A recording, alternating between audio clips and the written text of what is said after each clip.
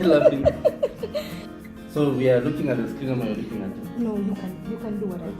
But if you look, I think nikiangalia hapa na kaka wewe ukiniona na kaka nimeangalia screen ama na kuangalia wewe.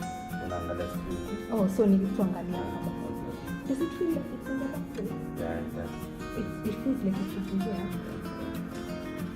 We're doing something wrong. But it's okay. Okay, Kombani. So can we come closer then? I think we're good. Yeah. I remove these things. Oh yeah. Okay. Why are you laughing now? So okay, I look at the screen then. I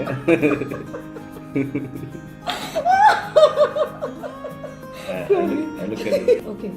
Anyway, yeah. So Kombani, angalia tena sahau na jiangalia. Okay, let's look at it. Okay.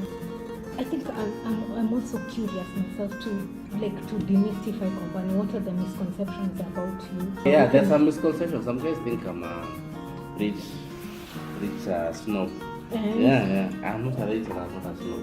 But you're neither. You're right. Yeah, when you're 37 years old, it's very hard to be. It's very hard.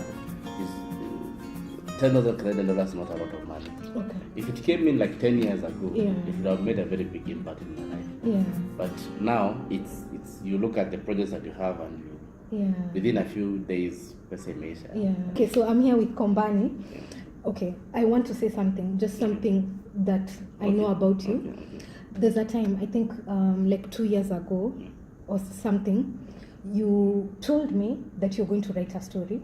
And then you told me you're going to have a 4-day leave, and what happened?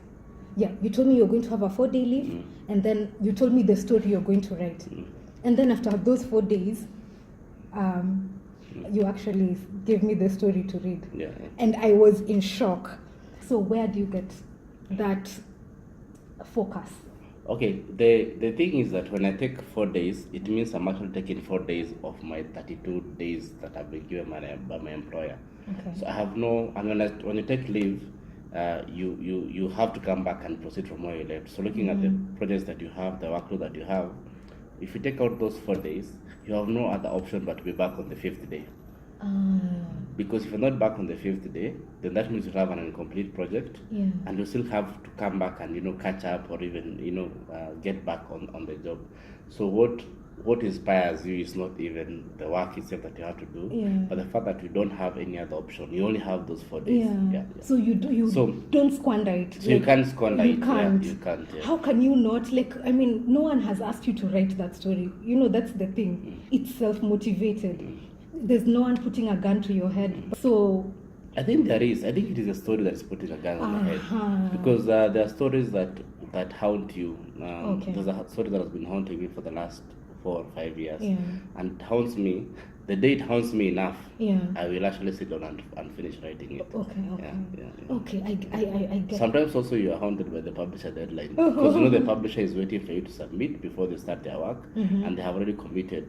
They're going to submit their work in a number of maybe by the end of the month. So again, you don't want to ruin your own brand by not submitting. So there are a lot of deliverables. So that drives you. Okay. What haunts you the most? Is it deadlines or the story itself? The story itself, yeah. That's the one that's most powerful. Yeah, because it will once you start writing, you will not stop writing. Okay. Until you reach a place where you feel today I've written enough. Yeah. Okay. And how do you collapse on your computer when you've written enough? No, don't collapse. Nowadays what I do, because I now don't have that luxury of time, is that now I have only a dedicated amount of time I can write in a single day. So I time myself. I say I'm going to write 1,000 words in 2 hours or in 1 hour. Okay. And I look, and I actually have a timer.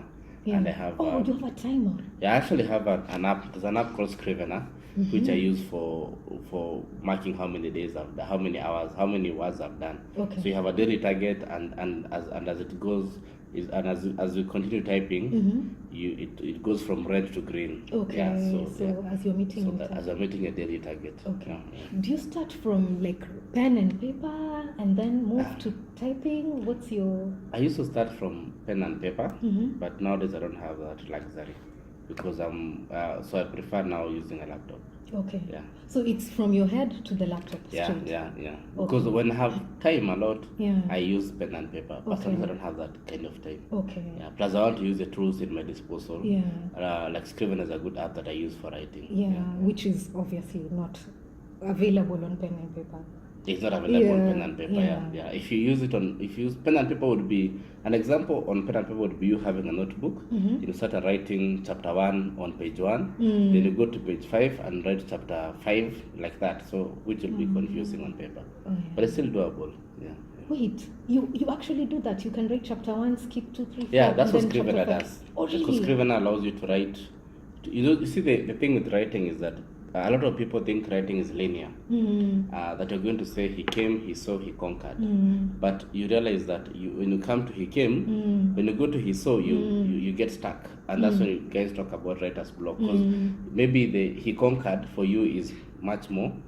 It has touched your heart as a writer. So it's easier for you to write he conquered. Yeah. So instead of struggling with the he saw part of your story, you can actually go to he conquered, write it, then come back. So it allows you to write chapter by chapter.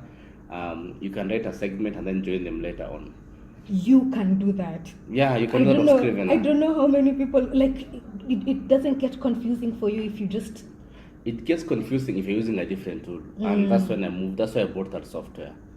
Because you're able to now connect the dots later on.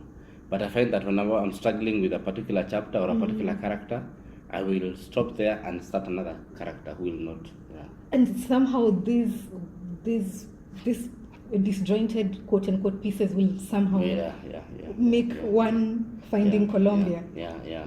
Like the book that we're releasing next month, it's like that. There are so many chapters that, in fact, at first, the publisher actually had told me to actually join them because it's very back and forth. Yeah. And is it one of those with like Maria and then Storia Maria? Yeah. And then even then, now Maria is in past tense. Is it? There is one that is in past tense. The one is in, which tense is that? Present participle. Which story is this? We call it Offalman, but you have to change it to players and pawns. Why? Because Offalman is a bit awful. The people who know what offal means may get, may not like it. Okay. The people who don't know it will want to know. Yeah. So there's a lot in the title that can make or break a story. Okay. Yeah. So we found a different storyline, a different title. Okay. So something I know about you, excuse me, is that you plot out your stories before you start them. Like you know the entire story. Most of the story. Yeah. Is there a time where like the story takes a life of its own? As much as I say that I have the story fleshed out from beginning up to end, sometimes the story can actually take over. Yeah. So I have at least 99% of the story. 99 or 98%. But then at the end, something will happen. Okay. Yeah. Okay. Yeah. Like without giving spoilers, there's a story that I wrote, which actually is the same players and pawns, which has two different twists at the end. So it had the first twist, and then I felt, let me add another twist. Yeah. Two plot twists. Two plot twists at the end. Yeah. Dude, gosh. Okay. Yeah. Okay. So now to the question, like everyone is probably asking, the BAT Award win. Like, how do you feel to be like the winner in the whole of Africa? Yeah, it's a big deal. And I didn't know it was such a big deal until I went to Ghana to receive the prize. And that's when it dawned on me, because immediately the reactions from all over Africa were to it was a momentous moment for me. I didn't realize that until I saw what was happening. All the blogs, all the newspaper articles came back to Kenya, and it's all over the news. So I didn't know it was that big until I actually won it. Plus, I didn't think I was going to win it. That's what you say. No, I didn't think I was going to win it, especially because number one, this particular story is not one of those inspired stories where you feel you love the story very much. Okay. It's a story that I struggled writing. Okay. The publisher instantly liked it and said this is a good story. I didn't really believe them, but since they are the publishers, I said okay, let's try it. I didn't win the national finalist award, so I didn't think it was going to win any other. So I was also surprised it was shortlisted at the Africa Regional Award.